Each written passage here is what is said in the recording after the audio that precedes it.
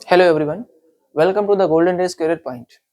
आज की क्लास में हम लोग यूपी टीजीटी और पीजीटी के लिए जो प्रीवियस ईयर्स में क्वेश्चंस पूछे गए हैं इंग्लिश के, ठीक है, उनको आज हम लोग इसमें सॉल्व करेंगे। और ये प्रैक्टिस सेट नंबर 1 है, ठीक है। आज से ये प्रैक्टिस सेट की शुरुआत है यहाँ पर।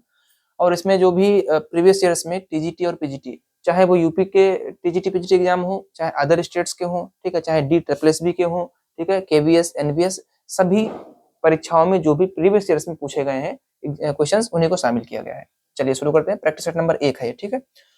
पहला क्वेश्चन, अब देखिए इसमें जो है, पहली बात तो ये समझ लीजिए, इस वाले प्रैक्टिस सेट में सभी क्वेश्चंस किस पर आधारित हैं? टेंस और पार्ट्स ऑफ स्पीच पर, ठीक है। क्वेश्चन जो है वो टेंस पर आधारित है और पार्ट्स ऑफ स्पीच पर आधारित है। चलिए शुरू करते हैं। पहला क्वेश्चन, अब ये देखिए यूपी टीजीटी 2021 में आया हुआ है। लिखा है choose the option having correct form of tense, मतलब ऐसे विकल्प का चयन करिए जिसमें टेंस की सही फॉर्म लिखी हो, ठीक है। टेंस पर आधारित प्रश्न है ये। 4 विकल्प है। पहला क्या है? He has come back last night. दूसरा, ही केम बैक लास्ट नाइट। तीसरा है he is coming back last night. He was coming back last night. अब इनमें से कौन सा वाक्य सही है, मतलब किस वाक्य में सही टेंस का प्रयोग किया गया है, ये हमको देखना है।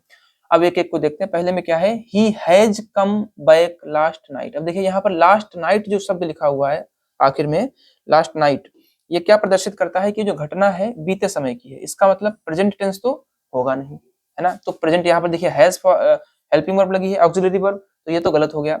अगले वाक्य में ही केम, यहाँ पर वर्ब की कौन सी फॉर्म यूज हुई है? Second form. और सेकेंड फॉर्म किसमें यूज की जाती है? पास्ट परफेक्ट में। किसमें यूज की जाती है? पास्ट परफेक्ट नहीं, इंडेफिनिट में, ठीक है, पास्ट इंडेफिनिट में। पास्ट इंडेफिनिट टेंस के अफर्मेटिव सेंटेंस में सेकेंड फॉर्म का यूज किया जाता है, ठीक है। अब यहाँ पर देखिए सेकेंड फॉर्म लिखी है और लास्ट नाइट की वजह से ये पास्ट की घटना भी है, तो ये विकल्प सही है, ऑप्शन नंबर बी सही है। बाकी को भी देख लेते हैं। यहाँ पर देखेंगे इज लगा हुआ है, इसके साथ में आईएनजी, तो कौन सा टेंस हो गया? प्रेजेंट कॉन्टिन्यूअस हो गया, ये भी गलत हो गया। इसमें देखेंगे वाज कमिंग, पास्ट तो है लेकिन कॉन्टिन्यूअस है, मतलब भूतकाल में घटना जारी है, तब भी गलत हो गया। यहाँ पर ऑप्शन नंबर बी बिल्कुल सही जवाब होगा, ठीक है। Next question number 2, what is the grammatical status of the underline word in the following sentence. नीचे दिए गए सेंटेंस में जो अंडरलाइन वर्ड है, ठीक है, उसका ग्रामेटिकल स्टेटस क्या है, व्याकरणीय रूप से उसकी स्थिति क्या है। सेंटेंस है everybody joins hands and dances round, ठीक है। हर किसी ने ज्वाइन किया और डांसेज राउंड। यहाँ पर देखिए ये जो वर्ड लिखा हुआ है डांसेज, ये क्या है? यह एक वर्ब है। क्या है? वर्ब है। और इसी वर्ब के बारे में बता रहे हैं राउंड, कैसा डांस किया? राउंड, गोल, ठीक है। तो यहाँ पर वर्ब को जो क्वालिफाई कराता है उसको क्या बोलते हैं? एडवर्ब बोलते हैं। किस ऑप्शन में है? Option number B. यहाँ पर सही जवाब क्या हो जाएगा? Option number B. इस सेंटेंस में जो राउंड है वो कौन सा पार्ट ऑफ स्पीच है? एडवर्ब है। क्यों? क्योंकि यह डांसेज जो कि एक वर्ब है उसे क्वालिफाई करा रहा है। चलिए next question, question number 3, what is the grammatical status of the underline word in the following sentence. बिल्कुल सेम लास्ट क्वेश्चन की तरीके से है। इसमें सेंटेंस ये दे रखा है यहाँ पर, ठीक है। इसमें देखना है हमको अंडरलाइन वर्ड कौन सा है इसमें। इसमें भी राउंड, ठीक, इसी को बताना है ये कौन सा पार्ट ऑफ स्पीच है। पढ़ते हैं पहले। There was a great round of applause. Options हैं नाउन, एडजेक्टिव, एडवर्ब या फिर वर्ब। अब जरा पोजीशन को देखेंगे। देयर वाज अ ग्रेट, देखिए ये वर्ब हो गई, ठीक। इसके बाद में अ ग्रेट, अब ग्रेट क्या है? अगर हम ए को देखें ये आर्टिकल है, ग्रेट क्या है? माने महान, ठीक, और या फिर बड़ा, कुछ भी कह सकते हैं। तो ये क्या है? यह एक एडजेक्टिव है ना। यह एक एडजेक्टिव क्योंकि विशेषता बता रहा है। अब अगर एडजेक्टिव किसी शब्द के साथ लिखा है तो वो क्या हो सकता है? ये नाउन है। अब यहाँ पर देखेंगे राउंड ऑफ अप्लाउज, तो ये पूरा ये क्या बन जाएगा? यह एक फ्रेज है। यह एक क्या है? फ्रेज है, ठीक है। कौन सा फ्रेज है? नाउन फ्रेज है। तो यहाँ पर क्या पूछा है इन्होंने? राउंड क्या हो जाएगा? तो राउंड भी नाउन हो जाएगा, ठीक है। तो इसमें ऑप्शन नंबर ए बिल्कुल सही जवाब होगा। There was a great round of applause में राउंड कौन सा पार्ट ऑफ स्पीच है? नाउन है, ठीक है। Next question number 4, what is the grammatical status of the underlined word in the following sentence. ये भी सेम उसी पैटर्न पर क्वेश्चन है। सेंटेंस क्या है? इसमें सेंटेंस दे रखा है ये Vasco da Gama was the first, ठीक। इसमें भी राउंड बताना है कौन सा पार्ट ऑफ स्पीच है। The Cape of Good Hope. ठीक है, अब देखेंगे जरा, वास्को द गामा क्या है, सब्जेक्ट हो गया, वाज क्या है, ऑक्सिलरी वर्ब है, हेल्पिंग वर्ब है। ठीक है, द फर्स्ट, अब यहाँ पर देखेंगे द फर्स्ट, ये द आर्टिकल हो गया और फर्स्ट क्या हो गई, ये हमारा न्यूमरल एडजेक्टिव ऑफ नंबर है। कौन सा नंबर है ये, ऑर्डिनल नंबर है। ठीक है, फर्स्ट सेकंड थर्ड क्या बताते हैं, ये ऑर्डर बताते हैं। अब यहाँ पर देखेंगे टू के साथ में क्या लिखा हुआ है, राउंड, और टू के साथ में अगर वर्ब लिखी हो, टू के साथ में अगर वर्ब लिखी हो और वो भी किस फॉर्म में लिखी हो, फर्स्ट फॉर्म में लिखी हो, तो ये पूरा स्ट्रक्चर क्या बन जाता है हमारा, टू प्लस वर्ब की फर्स्ट फॉर्म इन्फिनेटिव, और इन्फिनेटिव क्या होता है, एक नॉन फाइनाइट वर्ब होती है। तो ऑप्शन में यहाँ पर नाउन, एडजेक्टिव, एडवर्ब और वर्ब, तो सही ऑप्शन क्या हो जाएगा, ऑप्शन नंबर डी। यहाँ पर जो राउंड है वो क्या है, एक वर्ब है। क्यों वर्ब है, क्योंकि ये टू के साथ लिखी है जो कि इन्फिनेटिव बनाता है। ठीक है, next question number 5, mark the part with the error. ठीक है, इसमें जिस पार्ट में एरर है उसको मार्क करना है। आगे क्या लिखा है, read the 4 options as the parts of the given sentence. ठीक है, एक सेंटेंस है वो भी पार्ट्स में दे रखा है, कितने पार्ट्स में है, ये ऑप्शंस दे रखे हैं। ठीक है, पहला क्या है, each cigarette which a person smokes does some harm and eventually you may get a serious disease from its effect. मतलब ये पूरा सेंटेंस लिखा हुआ है। अब इसमें पूछा है इन्होंने किस पार्ट में एरर है। ठीक है, ये भी यूपी टीजीटी 2021 में पूछा गया है। अब देखिए यहाँ पर एक एक पार्ट में देखते हैं कहां पर गलती हो सकती है। ईच सिगरेट, ठीक है भाई, प्रत्येक सिगरेट की बात कर रहे हैं, और विच यहाँ पर कंजक्शन हो गया, कंजक्शन के तरीके से यूज है। ठीक है, अ पर्सन, एक व्यक्ति। अब देखिए यहाँ पर अ पर्सन, पहले वाले में तो कोई गलती मिली नहीं, ईच सिगरेट विच, इसमें तो कोई गलती नहीं है। दूसरे में अ पर्सन, ठीक, किसी विशेष व्यक्ति की बात नहीं कर रहे हैं, एक सामान्य किसी पर्सन की बात कर रहे हैं। ए पर्सन, अब ए लगा हुआ है, सिंगुलर है, इसके साथ में वर्ब जो है वो भी स्मोक्स। ठीक, आगे क्या है, डज, यहाँ भी कोई गलती नहीं है, बी पार्ट में भी कोई गलती नहीं है। सी में देखते हैं, सम हार्म एंड इवेंचुअली, यहाँ तक भी कोई गलती नहीं है। आगे यू में गेट, अब देखिए यहाँ पर बात किसकी चल रही है कि each cigarette which a person smokes does, ठीक है, वो क्या कर सकता है, सम हार्म एंड इवेंचुअली यू। अब यहीं पर मिस्टेक, एरर हो गई। अब देखिए यहाँ पर एक पर्सन था, किसी निश्चित व्यक्ति की तो बात की नहीं गई, तो यहाँ पर यू कैसे आ गया, इसलिए क्या आना चाहिए, यहाँ पर वन आना चाहिए। ठीक, कोई भी व्यक्ति है ना, वन में gate a serious disease from its effect, पूरा सब कुछ सही है। तो किसमें एरर थी, पार्ट सी में। क्या एरर थी, यू नहीं आना चाहिए यहाँ पर, इंडेफिनिट, कोई भी वन, कोई भी व्यक्ति हो सकता है, अनिश्चित है। ठीक है, चलिए next question number 6, identify the error part in the following sentence. इसमें भी सेम वही जो पिछला क्वेश्चन था उसी पैटर्न पर है। ठीक है, ये 4 ऑप्शंस दे रखे हैं, किसमें एरर है पहचानना है। पहला ऑप्शन है राजीव वाज हैप्पी, राजीव खुश था। ठीक है, that Sanjay and his sister was going on the same train next day. अब देखिए पहले पार्ट में Rajiv was happy, Rajiv singular subject है, सिंगुलर हेल्पिंग वर्ब लगी हुई है, कोई दिक्कत नहीं। बी पार्ट में यहाँ पर देखेंगे कंजक्शन हो गया दैट, मतलब राजीव खुश था, इसके बाद में कंजक्शन हो गया, अगली क्लास है, अगली क्लास में क्या लिखा हुआ है, संजय एंड हिज सिस्टर। यहाँ पर कितने लोग हैं, संजय है और उसकी बहन है। तो यहाँ पर जो हेल्पिंग वर्ब आई हुई है वो कैसी होनी चाहिए थी, प्लूरल होनी चाहिए थी। ये वाज ना होकर के क्या होगी, यहाँ पर वर होगी। क्यों होनी चाहिए, क्योंकि यहाँ पर सब्जेक्ट दो है, संजय है और उसकी बहन है, तो 2 लोग हैं, प्लूरल है, इसी पार्ट में एरर हो गई। ठीक है, पार्ट नंबर बी में। चलिए next question number 7, I must finish the work today। ठीक है, the underlined modal auxiliary shows, यहाँ पर जो underlined modal auxiliary verb है कौन सी है, इसमें must है। ठीक है, क्या होती है, modal auxiliary verbs होती हैं। ठीक है, modal auxiliary verb 2 प्रकार की होती है, एक तो primary auxiliary verb होती है और एक modal auxiliary verb होती है। प्राइमरी में 3 होते हैं, कौन कौन से, to be verb, to have verb और to do verb। मॉडल्स में can, could, may, might, must, should, would, ठीक है, ये सब होते हैं। तो यहाँ पर क्या कहा है कि I must finish the work today, इस सेंटेंस में जो अंडरलाइंड मॉडल ऑक्सिलरी वर्ब है वो क्या प्रदर्शित करती है। ठीक है, अब देखिए लिखी कौन सी है, मस्ट। मस्ट जो मॉडल वर्ब है इसका यूज कहाँ पे करते हैं, किसी भी चीज की आवश्यकता। ठीक है, लेकिन एक बात का ध्यान रखेंगे, सेंटेंस के हिसाब से अलग अलग उसका अर्थ निकलता है।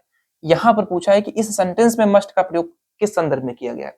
वैसे जनरली क्या होता है, जबरदस्ती, मतलब किसी काम को करने का दृढ़ संकल्प, मजबूत इरादा, ठीक है, इन सब के लिए मस्ट का प्रयोग करते हैं, अवश्य जहां पर शब्द आया हो वहां पर। लेकिन इस सेंटेंस में किस लिए यूज हुआ है वो हमें ऑप्शन से चुनना है, ठीक है। हिंदी देख लेते हैं इसकी क्या है, I must finish the work today, मुझे यह काम आज ही पूरा करना चाहिए, ठीक। तो यहाँ पर देखिए कंपल्सन, पहला ऑप्शन क्या है, कंपल्सन है, क्या है कंपल्सरी, बाध्यता।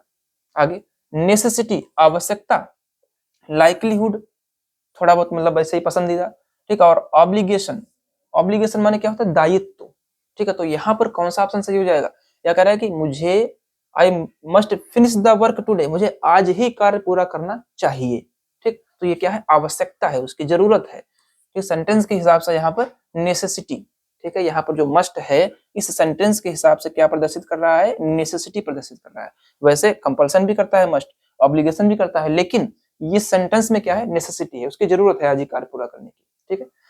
आगे sentence number 8, we should never get down from a moving train, ठीक है। इसमें क्या कहा है, the underline word in the sentence is an, ये जो अंडरलाइन वर्ड है नेवर, यह क्या है, ठीक है। ऑप्शन है वर्ब, प्रीपोजिशन, एडवर्ब या फिर एडजेक्टिव, मतलब पूछा है कौन सा पार्ट्स ऑफ स्पीच है ये वाला, ठीक।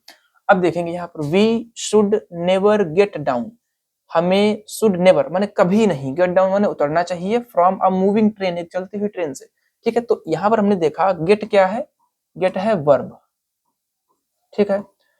अब गेट डाउन माने गेट डाउन पूरा ले लेंगे, ठीक है, वर्ब है। अब क्या कह रहा है कि नहीं उतरना चाहिए, कभी नहीं उतरना चाहिए, तो ये वर्ब को क्वालिफाई करा रहा है ना, नेवर, नेवर क्या कर रहा है, वर्ब को क्वालिफाई करा रहा है, और वर्ब को क्वालिफाई कराने वाला वर्ड क्या होता है, एडवर्ब होता है। तो नेवर क्या है, एडवर्ब है, ठीक है। ऑप्शन नंबर इसमें कौन सा, सी वाला, यहाँ पर नेवर जो है वो एडवर्ब है।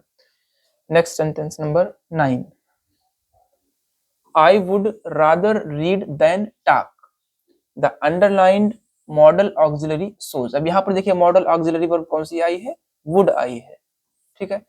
अब पूछा है कि क्या प्रदर्शित करती है, अब देखेंगे भाई इसमें इसके अर्थ के हिसाब से ऑप्शंस क्या क्या दे रखे हैं, प्रोबेबिलिटी, प्रोबेबिलिटी माने क्या होता है, संभावना, प्रायिकता, स्ट्रॉन्ग डिजायर माने मजबूत इच्छा, ठीक है, प्रेफरेंस माने क्या होता है, प्राथमिकता, किस कार्य को करना आप पहले चाहेंगे, डिटर्मिनेशन माने दृढ़ संकल्प होता है। अब देखते हैं क्या है, I would rather read than talk, ठीक है, मैं रादर रीड माने पढ़ूंगा, अपेक्षाकृत, टॉक माने बोलने के, बातें करने के। तो यहाँ पर क्या है, प्रोबेबिलिटी संभावना तो है नहीं, ठीक है, संभावना क्या है, मे वगैरह लगाते हैं उसमें, मे माइट का प्रयोग हम लोग संभावना के लिए करते हैं, ठीक है। स्ट्रॉन्ग डिजायर के लिए, मजबूत इच्छा के लिए क्या बताते हैं, चाहिए वगैरह, ठीक है। तो क्या पर मस्ट वगैरह हो सकता है ना, मस्ट है। आगे प्रेफरेंस, प्रेफरेंस माने क्या है, प्राथमिकता देना, तो यहाँ पर सीधे सीधे प्राथमिकता का ही भाव निकल रहा है, कह रहा है कि मैं पसंद करूंगा क्या, ये पढ़ना, अपेक्षाकृत किसके, बात करने। तो ऑप्शन नंबर सी प्रेफरेंस बिल्कुल सही जवाब हो जाएगा, ठीक है। Next question number 10, which of the following sentence is grammatically correct. अब देखिए यहाँ पर करेक्ट पूछा है, कौन सा सेंटेंस व्याकरणीय रूप से सही है, करेक्ट है, ठीक है। ऑप्शंस दे रखे हैं, पहला सेंटेंस क्या है, the state of his affairs were such as to cause anxiety to his creditors. अब क्या ये सही है या फिर कोई इसमें एरर है, देखिए जो सब्जेक्ट है सेंटेंस का क्या है, सब्जेक्ट इसमें है द स्टेट, ठीक है, द स्टेट। अब ये सब्जेक्ट कैसा है हमारा, अगर हम लोग सब्जेक्ट वर्ब एग्रीमेंट को देखें यहाँ पर, तो सब्जेक्ट के अकॉर्डिंग ही वर्ब आनी चाहिए, है ना, लेकिन सब्जेक्ट कैसा है, द स्टेट, स्थिति, एक वचन है, सिंगुलर है, यहाँ पर प्लूरल लिख रखा है, तो ये गलत हो जाएगी, ठीक है। क्या होना चाहिए था, यहाँ पर वाज होना चाहिए था, है ना, वाज होना चाहिए था, ठीक है, वाज होना चाहिए था, इसको छोड़ेंगे। आगे देखते हैं दूसरा सेंटेंस में, the rise and fall of the tide, ठीक है, is due to lunar influence, ठीक है, ज्वार भाटा, rise and fall of the tide माने क्या होता है, ज्वार भाटा जो समुद्र में आता है, ठीक है, कहना है कि वो किस वजह से है, लूनार इन्फ्लुएंस, लूनार माने यहाँ पर चंद्रमा के लिए प्रयोग किया जाता है, ठीक है, चंद्रमा के प्रभाव से ज्वार और भाटा समुद्र में आता है, ठीक। तो अब देखिए यहाँ पर जो ये लिखा हुआ है, the rise and fall of the tide, ये जो है एज अ कंपाउंड सब्जेक्ट, इसमें जो है अलग अलग इसको ट्रीट नहीं करेंगे, ये दोनों मिलकर के एक सब्जेक्ट बनाते हैं, जैसे ब्रेड एंड बटर, ठीक है, ये कुछ शब्द होते हैं जो एक ही मतलब as a singular subject treat किया जाता है इनको, और सब्जेक्ट वर्ब एग्रीमेंट के अनुसार यहाँ पर सिंगुलर वर्ब आनी चाहिए जो कि आई है, ठीक है। तो ये सेंटेंस ग्रामेटिकली करेक्ट है, ऑप्शन नंबर बी बिल्कुल सही जवाब है, ठीक है। अब बाकी को देख लेते हैं। इसमें देखिए वर की जगह पर क्या होना चाहिए था, वाज होना चाहिए था। ठीक है, सी ऑप्शन में क्या है, the chairman with the directors. अब यहाँ पर भी देखिए चेयरमैन की बात हो रही है, ठीक, तो ये मेन यहाँ पर सब्जेक्ट है, यहाँ पर भी वर्ब क्या होनी चाहिए थी, सिंगुलर होनी चाहिए थी। लास्ट वाले में Sanskrit as well as Arabic were taught there, यहाँ पर भी वही कंडीशन। देखिए कुछ कंजक्शन होते हैं, जैसे एज वेल एज हो गया, ठीक है, विद हो गया और एंड हो गया। इनके साथ में क्या होता है, जो पहले वाला हमारा सब्जेक्ट होता है, जैसे इसमें द चेयरमैन पहला सब्जेक्ट है, इसमें संस्कृत पहला सब्जेक्ट है, इनके अकॉर्डिंग हेल्पिंग वर्ब का प्रयोग करते हैं हम लोग। ठीक है, तो द चेयरमैन के अकॉर्डिंग यहाँ पर इज होना चाहिए था और संस्कृत के अकॉर्डिंग यहाँ पर वाज होना चाहिए था। ठीक है, तो बाकी सेंटेंसेस में ये एरर थी। सही कौन सा था, ऑप्शन नंबर बी। चलिए next question number 11, which of the following does not mean the same as the underlined word in the given sentence। कह रहे हैं कि कौन सा शब्द जो है वो बाकी जैसा अर्थ नहीं रखता है जो अंडरलाइन शब्द में दिया गया है। ये है अंडरलाइन सेंटेंस, क्या है, he was visibly moved। Visibly का मतलब क्या होता है, विजिबल हो, जो जिसको देखा जा सके। ठीक है, और यहाँ पर क्या कहा इन्होंने, does not mean, कह रहे हैं कि ऐसा शब्द ढूंढिए जो इसका समानार्थी ना हो, मतलब विलोम ढूंढवाया इन्होंने, अपोजिट। ठीक है, तो देखते हैं ऑप्शन क्या दे रखे हैं, अपेरेंटली, नोटिसेबली, इम्परसेप्टिबली या फिर ऑब्वियसली। ठीक है, अब देखिए अपेरेंटली, नोटिसेबली, ऑब्वियसली, इनका सबका मतलब होता है विजिबली, जिसको देखा जा सके, ठीक है, होते हुए देखा जा सके। लेकिन इम्परसेप्टिबली मतलब होता है जिसको देखा ना जा सके। ठीक है, ऑप्शन नंबर सी बिल्कुल सही जवाब होगा, विजिबली, और बाकी जो ऑप्शन दे रखे हैं इनका अपोजिट क्या हो जाएगा, imperceptibly. Next question number 12, fill in the blank है, इसमें क्या भरना है, द मॉडल, मॉडल वर्ब भरनी है, is used to express obligation. पूछा है कि कौन सी मॉडल का प्रयोग, कौन सी मॉडल ऑक्सिलरी वर्ब का प्रयोग ऑब्लिगेशन के लिए करते हैं। ऑब्लिगेशन का मतलब होता है दायित्व, ठीक है, या फिर आवश्यकता, अवश्य, जरूर, इसके लिए क्या यूज करते हैं, कैन नहीं करते हैं। कैन का प्रयोग कहाँ पे करते हैं, शारीरिक और मानसिक स्थिति को बताने के लिए, क्षमता को बताने के लिए। ठीक है, मस्ट का प्रयोग ऑब्लिगेशन, बिल्कुल सही ऑप्शन हो जाएगा। ठीक है, माइट का प्रयोग पास्ट की किसी संभावना के लिए, और मे का प्रयोग प्रेजेंट की किसी संभावना के लिए, पॉसिबिलिटी के लिए। ठीक है, चलिए next question number 13, select the most appropriate option, सबसे उचित विकल्प का चयन करिए। क्या है भाई, पढ़ते हैं। इसमें लिखा हुआ है माई ग्रैंड मदर इज 85। ठीक है, कह रहा है मेरी दादी जी कितनी है, 85, 85 वर्ष की है। ठीक है, बट, लेकिन, सी यहाँ पर भरना है, स्टिल, स्टिल माने अब देखिए यहीं से डिसाइड हो जाएगा, स्टिल मींस क्या होता है, अभी भी, प्रेजेंट की बात हो रही है। Read and right without glasses, बिना चश्मों के पढ़ और लिख लेती हैं। ठीक, तो यहाँ पर पूछा है इन्होंने कौन सा इसमें से वर्ब भरा जाएगा। ठीक है, ऑप्शंस क्या क्या है, have to, ought to, can या फिर शुड। अब देखिए हैव टू तो यहाँ पर क्या है, जरूरत, मतलब कह सकते हैं अपनी बात पर जोर डालने के लिए। ऑट टू क्या है, ये नैतिकता दिखाने के लिए प्रयोग किया जाता है।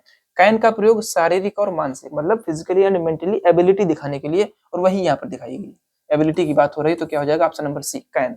ठीक है, शुड का प्रयोग ड्यूटीज वगैरह के लिए करते हैं, कोई ड्यूटी वगैरह बताई गई हो। Next sentence question number 14, fill in the blank with appropriate option, उचित विकल्प का चयन करिए। ठीक है, यू, फिर से फिल इन द ब्लैंक आया, wear helmet while reading a motor bike. कह रहे हैं कि आपको, वियर माने पहनना, अब जो भी भरा जाए यहाँ पर, हेलमेट, व्हाइल माने दौरान, राइडिंग अ मोटर बाइक, एक मोटर बाइक की सवारी करने के दौरान पहनना।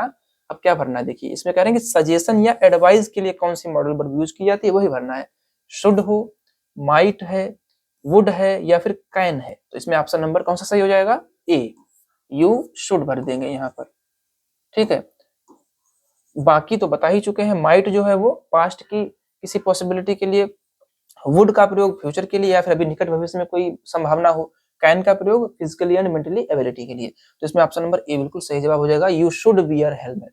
ठीक है, चलिए next sentence number, question number 15, fill in the blank, ये भी है विद अप्रोप्रिएट मॉडल, यहाँ पर भी मॉडल ऑक्सिलरी वर्ब फिल करनी है। ठीक है, सेंटेंस है यहाँ पर आई, आगे प्ले फुटबॉल एंड वॉलीबॉल, मैं, ठीक है, प्ले माने खेल जो भी आए यहाँ पर, फुटबॉल एंड वॉलीबॉल। अब यहाँ पर क्या देखिए साफ साफ दे दिया इन्होंने, क्या बताना है आपको, एबिलिटी बताना है। ठीक है, एबिलिटी के लिए कौन सा मॉडल वर्ब आता है, कैन आती है और कुड आती है। ठीक है, कैन जो है वो प्रेजेंट में एबिलिटी, और कुड का प्रयोग पास्ट में। ठीक है, तो यहाँ पर क्या ऑप्शन है, वुड तो होगा नहीं, ये ऑप्शन नंबर बी कैन सही जवाब हो जाएगा। चलिए नेक्स्ट, सेंटेंस नंबर 16, ये भी फिल इन द ब्लैंक है। ठीक है, पहले ही इसमें भरना है, आगे क्या है, ये आई यूज योर पेन। ठीक है भाई, परमिशन लेने के लिए कह रहा है। ठीक, परमिशन, मस्ट तो बिल्कुल नहीं होगा, ऑट टू जो है वो नैतिकता, ठीक है, चाहिए के अर्थ में, हैव टू भी नहीं, तो बचा क्या, कैन। कैन का प्रयोग परमिशन के लिए भी करते हैं। ठीक है, रिक्वेस्ट आदि करने के लिए भी, can I use your pen. ठीक है, next question number 17, use the correct form of the verb from the options and fill in the blank. ठीक है, दिए गए ऑप्शंस में से सही वर्ब का चुनाव करिए और भरिए। इसमें क्या लिखा हुआ है, वी, फिर फिल करना है इसमें टू, अच्छा किसकी फॉर्म भरनी है, गो की।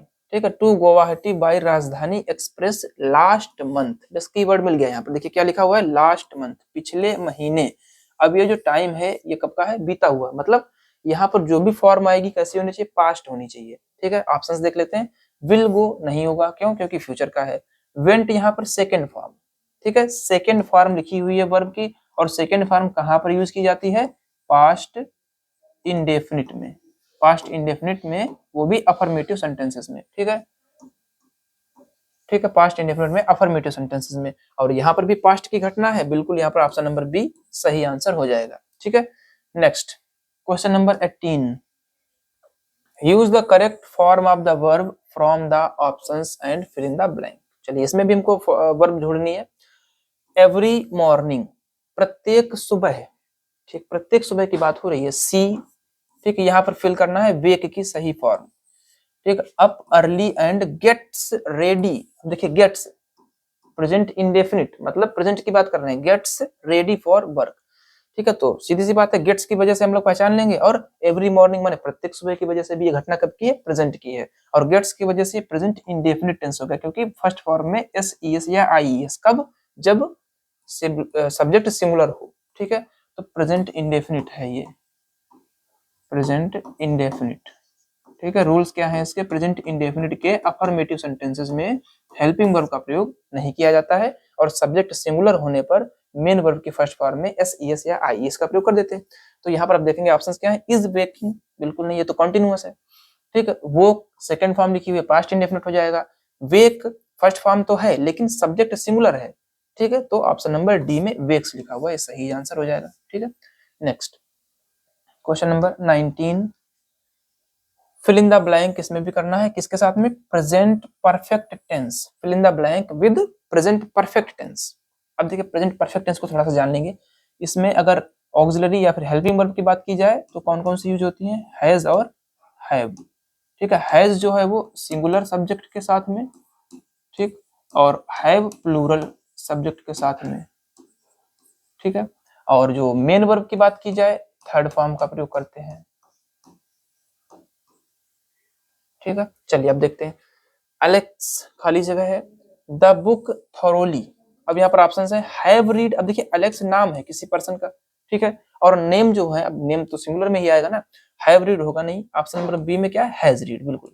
हैज यहाँ पर ऑक्सिलरी वर्ब हो गई, और रीड की first second third form same होती है। ठीक है, बाकी इसमें डिड रीड है, हैड रीड है, पास्ट की फॉर्म्स हो गई, तो ऑप्शन नंबर 20 का सही जवाब हो जाएगा। Next question number 20, last question है आज के सेशन का।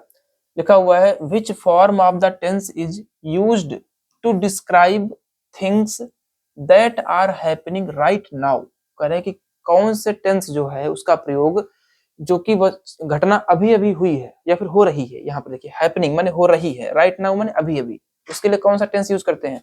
ऑप्शन है past tense, present tense, future tense, या फिर परफेक्ट टेंस। अब देखिए जब वर्तमान की बात कर रहे हैं, प्रेजेंट की बात कर रहे हैं ना, तो कौन सा हो जाएगा, option number B present tense का यूज करते हैं।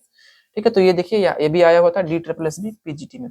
इस तरीके से हम लोगों ने आज के सेशन में 20 क्वेश्चंस को यहाँ पर देखा, प्रैक्टिस की। ठीक है, और आने वाली क्लासेस में भी हम लोग 20-20 क्वेश्चंस की प्रैक्टिस करते रहेंगे।